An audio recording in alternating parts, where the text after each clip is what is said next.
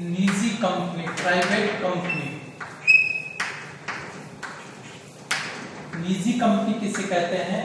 भारतीय कंपनी अधिनियम 1956 under section 268 के अनुसार भारतीय कंपनी संशोधित अधिनियम 2015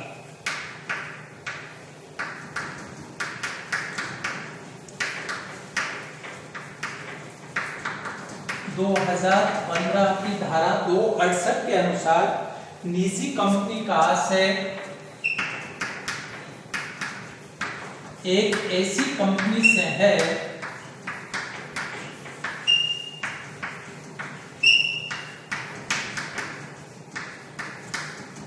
जो कि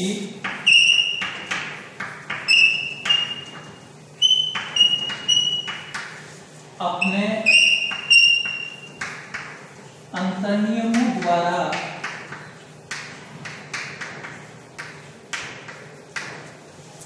निम्न प्रतिबंध लगा देती है।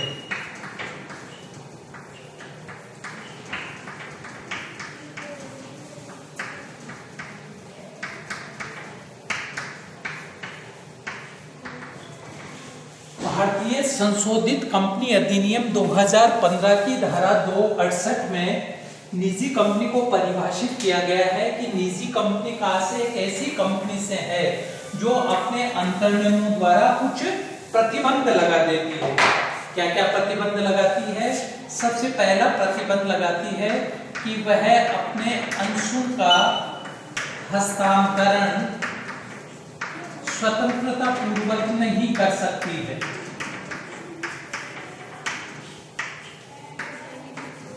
यानी कि निजी कंपनी के अंशधारी जो हैं वो अपने अंशों को दूसरे व्यक्तियों को स्वतंत्रता पूर्वक हस्तांतरित नहीं कर सकती है। उनको हस्तांतरण करने के लिए पहले क्या करना पड़ता है? उनको संचालक मंडल से अनुमति लेनी होती है। बिना संचालक मंडल की अनुमति के वो अपने अंशों का हस्तांतरण नहीं कर सकती है। जबकि एक सार्वजनिक कंपनी के जो अंशधारी होते हैं वो अपनों अंशों का हस्तांतरण स्वतंत्रता पूर्वक कर सकते हैं। उनको बिना संचालक मंडल की अनुमति के ही वो अपने अंशों का क्रय और विक्रय कर सकते हैं। सामान्य जनता में वो अपने अंशों का विक्रय कर सकते हैं, हस्तांतरण कर सकते हैं। लेकिन निजी कंपनी बिना संचालक मंडल की अनुमति के अपने अंशों का हस्तांतरण नहीं कर सकती है। तो पहले उसे संचालक मंडल से अनुमति लेनी होती है। संचालक मंडल यदि संतुष्ट हो जाता है तो उसको कंपनी के जो वर्तमान कर्मचारी हैं या अंशधारी हैं उनको ही अंशों का हस्तांतरण करने का आदेश दे सकती है। यदि संचालक मंडल यदि संतुष्ट नहीं होता है तो वह उसको अंशों के हस्तांतरण नहीं करने पर प्रतिबंध भी लगा सकती है। यदि संतुष्ट हो जाता है तो निजी कंपनी के जो वर्तमान कर्मचारी और अंशधारी होते हैं उनको ही हस्तांतरित करने वाला अंशधारी अपने अंशों को हस्तांतरण कर सकता है। दूसरा है कि अंशों का जो विक्रय मूल्य है वो स्वयं अंशधारी निर्धारित नहीं करता है, बल्कि कौन निर्धारित करता है? संचालक मंडल निर्धारित करता है। यानी कि कंपनी अधिनियम में यह प्रावधान है कि कोई भी कंपनी, चाहे वह निजी कंपनी हो, चाहे वह सार्वजनिक कंपनी हो, चाहे वह संयुक्त पूंजी वाली कंपनी हो, कोई भी, चाहे वह सरकारी कंपनी हो, कोई भी कंपनी अपने अंशों का हस्तांतरण पर पूर्णतया प्रतिबंध नहीं लगा सकती है, बल्कि उसको नियमित करने के लिए कुछ नियम या उपनियम बना सकती है। यानी एक निजी कंपनी अपने अंशों के हस्तांतरण पर प्रतिबंध तो लगा सकती है लेकिन पूर्णतया प्रतिबंध नहीं लगा सकती है, क्योंकि भारतीय कंपनी अधिनियम में ये प्रावधान है कि कोई भी कंपनी अपने अंशों के हस्तांतरण पर प्रतिबंध तो लगा सकती है लेकिन पूर्णतया प्रतिबंध नहीं लगा सकती है, बल्कि उसको नियमित करने के लिए कुछ नियम या उपनियम बना सकती है। इसलिए निजी कंपनी अपनी अंशों के हस्तांतरण पर प्रतिबंध लगा देती है।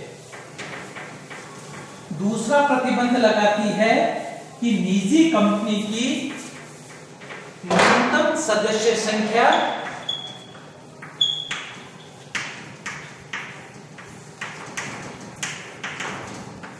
2 होती है और अधिकतम 200 होती है। तीसरा प्रतिबंध लगाती है, जबकि सार्वजनिक कंपनी में न्यूनतम सदस्य संख्या कितनी होती है? 7 होती है, अधिकतम पर कोई प्रतिबंध नहीं होता है।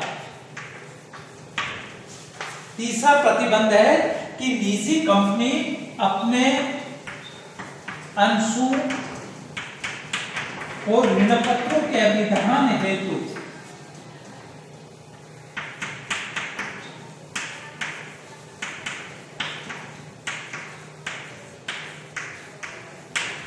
जनता को आमंत्रित करने के लिए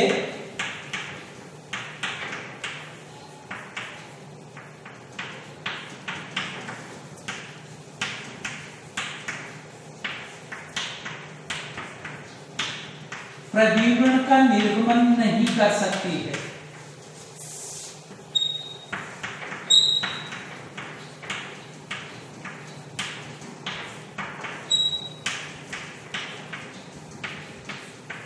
प्रविवरण क्या होता है? प्रत्येक कंपनी अपनी व्यवसाय का विकास और विस्तार करने के लिए उसका आवश्यक पूंजी एकत्रित करने के लिए निजी कंपनी अपनी स्वयं के ही सदस्यों से पूंजी एकत्रित करती है, जबकि सार्वजनिक कंपनी अपनी पूंजी नवीन उत्पादन विधियों और तकनीकों को अपनाने के लिए, व्यवसाय का विकास और विस्तार करने के लिए जनता से पूंजी एकत्रित करती है। इसलिए निजी कंपनी सामान्य जनता के जमाओं को या निक्षेपों को स्वीकार करने के लिए अंशों और ऋणपत्रों के अभिधान हेतु अंशों और ऋणपत्रों के निर्गमन जनता में करने के लिए प्रविवरण का निर्गमन नहीं कर सकती है, जबकि सार्वजनिक कंपनी अपनी समस्त पूंजी जनता से ही एकत्रित करती है। अपने व्यवसाय का विकास और विस्तार करने के लिए, नवीन उत्पादन विधियों और तकनीकों का अपनाने के लिए यदि पूंजी की आवश्यकता होती है तो वह जनता में ही अंशों और ऋणपत्रों को निर्गमन करके पूंजी एकत्रित करती है।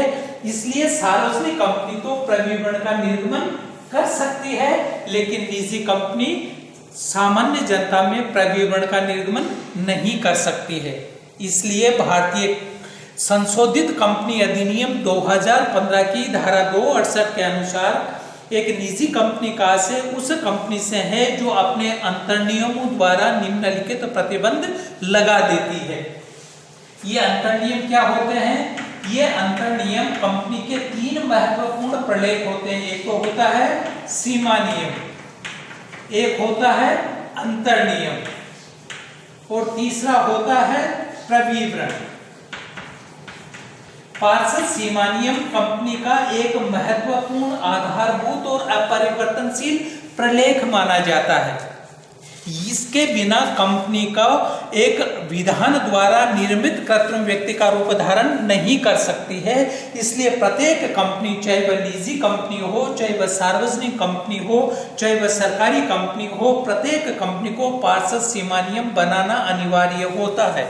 पार्षद सीमा नियम कंपनी के अधिकार, कर्तव्य और दायित्वों को परिभाषित करता है, उसके अधिकार क्षेत्र को परिभाषित करता है। कोई भी कंपनी उस सीमा के बाहर जाकर के कार्य नहीं कर सकती है, क्योंकि कंपनी तो एक कृत्रिम व्यक्ति है जो किसी भी कार्य को स्वयं नहीं करती है, इसलिए वह तो अपनी सीमा के बाहर जाकर के कार्य कर ही नहीं सकती। इसलिए कंपनी को संचालित करने वाले, क्रियान्वित करने वाले उसके संचालक, प्रबंधक और सचिव होते हैं उनके लिए पार्षद सीमा नियम में पहले से ही अधिकार, कर्तव्य और दायित्वों की व्याख्या कर दी जाती है।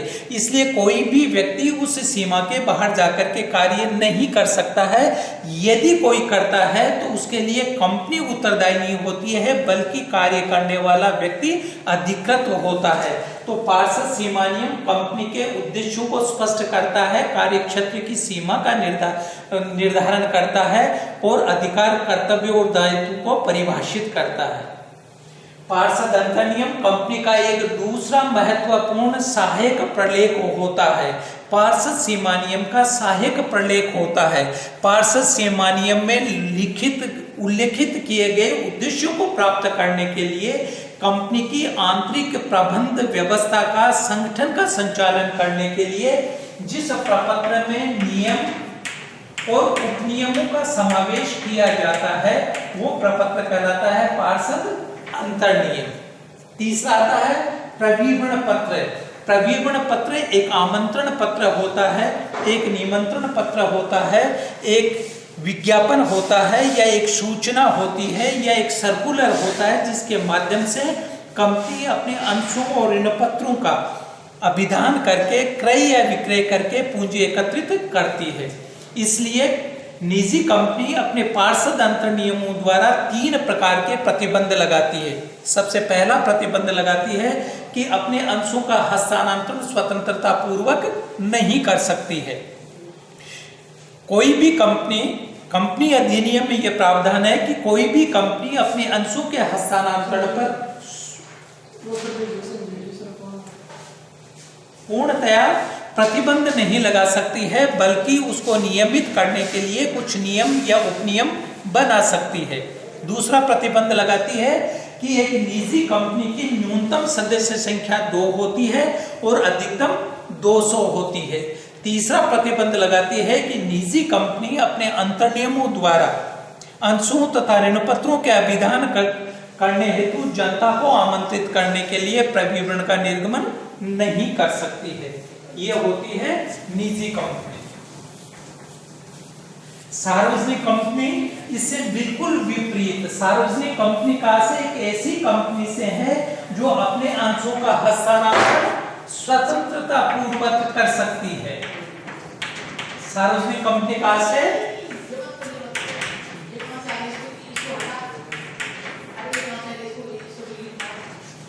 पब्लिक कंपनी किसे कहते हैं? सार्वजनिक कंपनी का से एक ऐसी कंपनी से है जिसमें अंशों का हस्तांतरण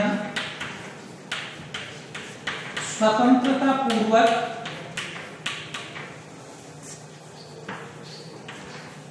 कर सकते हैं, जिसके शेयर होल्डर्स, जिसके मेंबर्स अपने शेयर्स का ट्रांसफर फ्रीली कर सकते हैं। वो किसी भी जनता में किसी भी व्यक्ति को अपने अंशों का विक्रय कर सकते हैं। दूसरा है जिसकी न्यूनतम सदस्य संख्या 7 होती है और अधिकतम पर कोई प्रतिबंध नहीं होता है। उसके अंशधारियों की संख्या, उसके सदस्यों की संख्या कितनी भी हो सकती है, कंपनी अधिनियम के द्वारा कोई प्रतिबंध नहीं होता है। तीसरा है कि वह प्रविवरण का निर्गमन कर सकती है। वह अपने अंशों तथा ऋण पत्रों के अभिधान हेतु जनता को आमंत्रित करने के लिए प्रविवरण का निर्गमन कर सकती है, क्योंकि सार्वजनिक कंपनी अपनी बिजनेस का एक्सपांशन करने के लिए, न्यू टेक्नोलॉजी को अडॉप्ट करने के लिए, व्यवसाय का विकास और विस्तार करने के लिए, नवीन उत्पादन विधियों और तकनीकों को अपनाने के लिए, नवीनीकरण करने के लिए क्या कर सकती है? उसको जो पूंजी की आवश्यकता होती है, उसको कैपिटल की जो आवश्यकता होती है, वह अपनी पूंजी सामान्य जनता में अंशों और ऋण पत्रों का अभिधान करके, विक्रय करके और एकत्रित कर सकती है।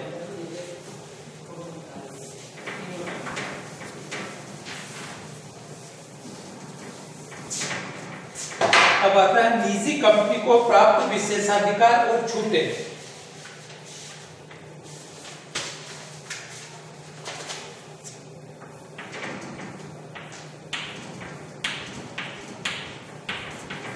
न्यूनतम सदस्य संख्या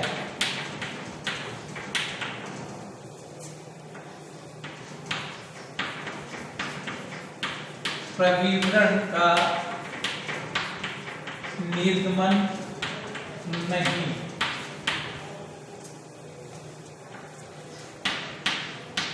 न्यूनतम अभिदान राशि प्राप्त करना अनिवार्य नहीं।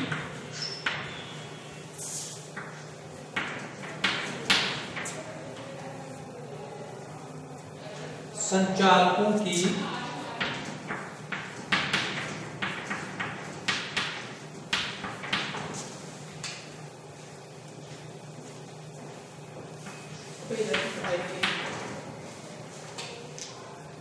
न्यूनतम संख्या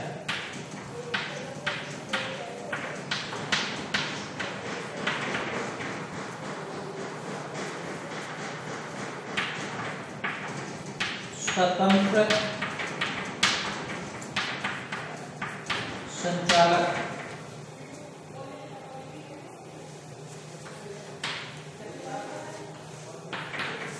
पारित से निवृत्त होने वाले संचालक